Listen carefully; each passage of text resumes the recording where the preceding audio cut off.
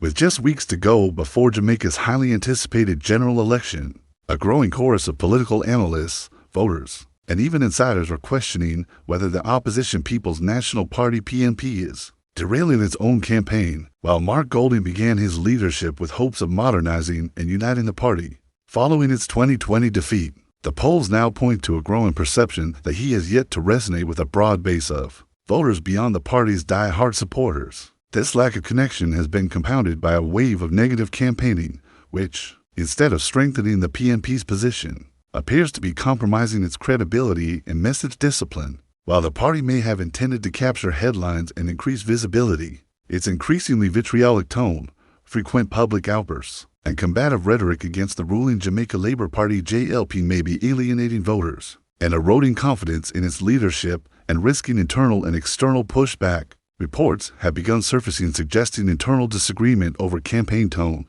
strategy, and even leadership direction. Some younger PNP hopefuls have privately expressed concern that the campaign lacks unity, and instead of speaking to the future, appears stuck in grievance politics. Meanwhile, moderate supporters, the critical middle, have shown signs of election fatigue from endless mudslinging. One of the clearest examples of this occurred recently, during the government's announcement of its National Rural School Bus Program, intended to provide safe, affordable, and structured school transportation to rural students, many of whom currently face unsafe or inconsistent commute options. The initiative was widely welcomed by parents, civic groups, and even industry stakeholders, including the Transport Operators Development Sustainable Services (TODSS). In response, however, the PNP launched an aggressive critique, with transport spokesperson Mikhail Phillips denouncing the program's rollout, claiming that the government had imported decommissioned buses not suited to Jamaican terrain. The audience didn't respond as expected. Public reaction revealed that many Jamaicans found the opposition's tone dismissive and out of touch with the practical needs of communities. Social media users and several public commentators branded the party's comments as petty, out of place, and reeking of politics over people. Even some PNP voters suggested that while constructive criticism is expected, the PNP missed an opportunity to support a much-needed initiative while suggesting improvements. Rather than launching a full-frontal assault, the PNP looks more interested in landing political punches than showing voters the future they're offering. That approach can rally a base, sure, but it doesn't win elections. Political campaigns thrive on energy, messaging, and vision. But the PNP's current playbook seems more focused on attacking the government than communicating a clear, hopeful alternative. There's an old adage in politics which says, oppose wisely, propose better. Yet, in recent weeks, the party's most visible contributions have come in the form of press briefings,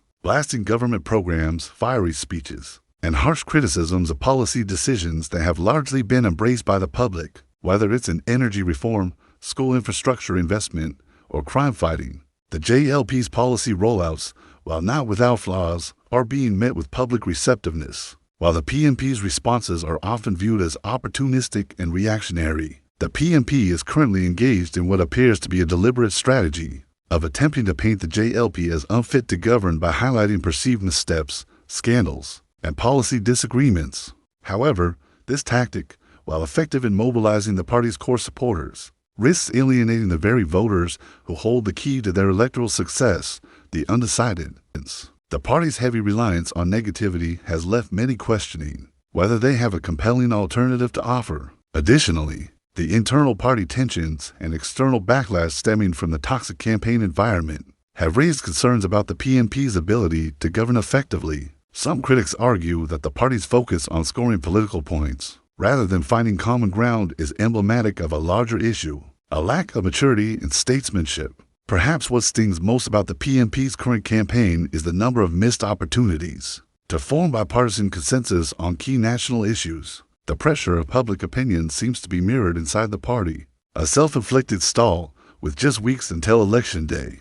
The PNP faces a pivotal choice: double down on the current strategy or make adjustments to connect more deeply with voters. The party's leadership will need to decide whether the combative approach serves their long-term goals, or if a more unifying message is necessary to regain public trust and momentum. As the campaign enters its final stretch, all eyes will be on the PNP to see if they can turn the tide in their favor and chart a new course for the country, or if the missed opportunities and internal divisions will lead to a disappointing outcome. What do you think?